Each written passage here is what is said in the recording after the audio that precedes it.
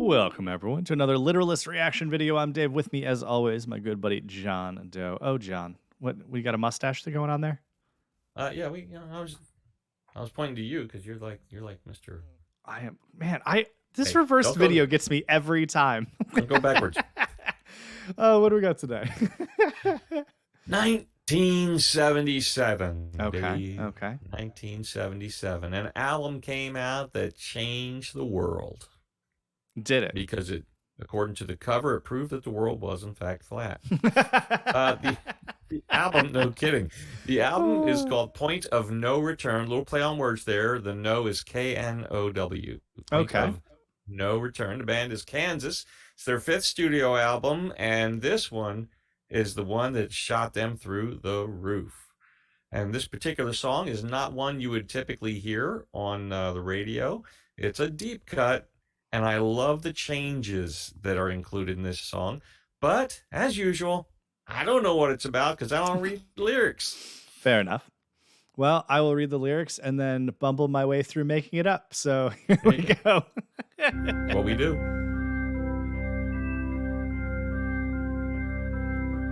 Once carried through the current and being swept away. The king is in the closet. He's hiding from today. And though he owns all fortune, this room is where he'll stay. And his world is filled with darkness, turning gray. Gazing out the window of the 42nd floor. He is separate from all others. No one knocks upon his door. And it might as well be raining, 'cause the sunlight hurts his eyes. And his ears will never hear the children's cries. Once proud and full of passion, he fought the cause of man. Many people loved his courage, many followed his command. He changed the old into the new, and the course of things to come. And then one day they noticed he was gone. At first it didn't matter, nobody seemed to care. They all became too busy to find him anywhere. So no one knew, not even him, the problems he would find on the day he journeyed deep into his mind. I close my eyes, I run far away, away from the battlefield. In my dreams, well, here I will enjoy it, where innocence plays with all the laughing children, the kind who are crying right now. A taste of freedom from the pain of everything here I see. Life is sweet, but I took it all for granted. And now I don't know if I can ever tell you just what we permit and allow. Allow me to forget the life I've made my own. I've held this nation in my hand, and yet it's not my home. Oh, allow me just one answer and one reason why this refugee of the family of man must die. Tell me why.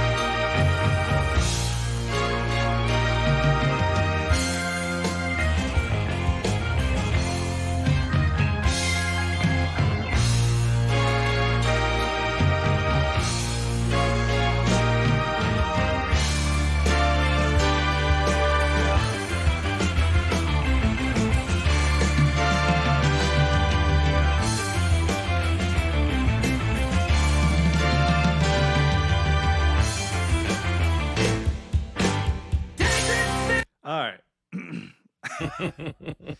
I lost track of how many times they changed styles, time signatures, and everything during the instrumental, let alone the rest of the song. Um, this song keeps you on your toes Yeah, musically. for sure. It Yeah. is constantly doing something new, something strange, something you didn't see coming, and that is a lot of fun. Also, shout out to the shaker. There's a good Yeah. shaker in the middle of that song. Always love a good Shaker was in shaker. there. Um, lyrically, thus far, oof.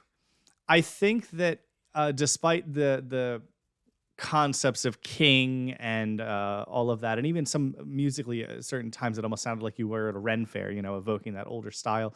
I still think it's about a modern person, mostly because if he sat on the 40th floor, they didn't really build castles 40 floors high, so that is Right. that is an extreme height that they just didn't build buildings to. So I think that it's almost like uh, someone who got into the business world and they worked their way up, as it were, to the 40th floor, realized they've just let life entirely pass them by. And now they're obsessed with nothing but maintaining position, terrified of all of those in the world that might take what they have gotten from them. And so they're hiding in the closet away from everything, but they're missing out on everything. They're missing out on the good and the bad. They're missing out on the cries of the children. They're missing out on people that they are now oppressing. That back when they were younger, they looked around and had friends and family who were in lower positions. Now they're in the higher position. They've lost touch entirely Mm. with what is going on with average people. So thus far, I think it is a review of the concept of those who rise too high and then forget where they came from. Okay, I think you have a pretty solid grip on it. I, of course, was forced to read into it a little bit before I brought it up. Because the people want me to be more of the expert. So I guess I gotta know something about these songs, right? I Not know the me. songs well. I could drum every one of those changes through that instrumental section perfectly because I've heard the song so often it's burned in this brain of mine. That's But cool. what they were singing about, no idea. I knew some of the words. I could sing along every now and again, but really looking at the words here is pretty much the first time I've seen them. I But look it forward to is. yeah, I look forward to finishing it and seeing if anything changes. But so far, I'm sort of in that vein. Well, let me lead you a direction because it's an allegory about an actual living person. Ooh. Now, Let's see if you can get there. yeah, now I'm super curious. All right. Million lifetimes and nights revealing days. Confusion and uncertainty, a puzzle and a maze. You thought he was so powerful and set him on his ways. Well, he left us all to follow through his maze. I heard the king was dying. I want I to sing heard it. the king was Love dead. that line. And with his guide, the Chronicles that no one ever read. The closet's fully empty now. It's occupied by none. I draw the drapes, now destiny is done.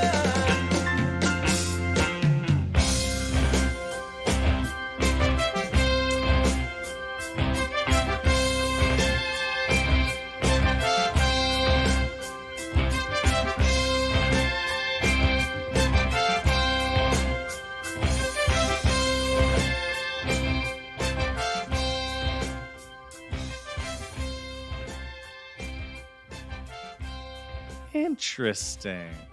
Interesting. Yeah, okay. So I definitely stay with my original supposition that it's definitely about someone who went there. But when it comes to who it's about, I could not say. What year did you say this came out? This record came out in '77. Yeah, I don't know, That would Nixon. be the Yeah, year after this person yeah, died. Nixon. Oh, died. That's too late anyway. Um, I don't know. Someone who died in 77 that was super popular in King. See, I was born in 86, Hmm. it's not ringing super strong bells here. Okay. Well, he was an American business magnate, also a record-setting pilot, an engineer, a film director, a philanthropist, and he invented an airplane that flew once. Maybe you should invent airplanes that fly more than once. I feel like I could fly anything once. Fair enough. And they've made movies about him. In fact, one of those movies about him, I'm trying to remember what it was called, starred Leonardo DiCaprio, if I'm not mistaken. The guy from Catch Me If You Can. When he died, But he that's left neat. $1.5 billion to various charitable organizations. It's Howard Hughes. You know, I've heard the name. Can't say I know much about the human. Outside of if you said Howard Hughes, I could have told you, oh, rich dude. Like that's about it.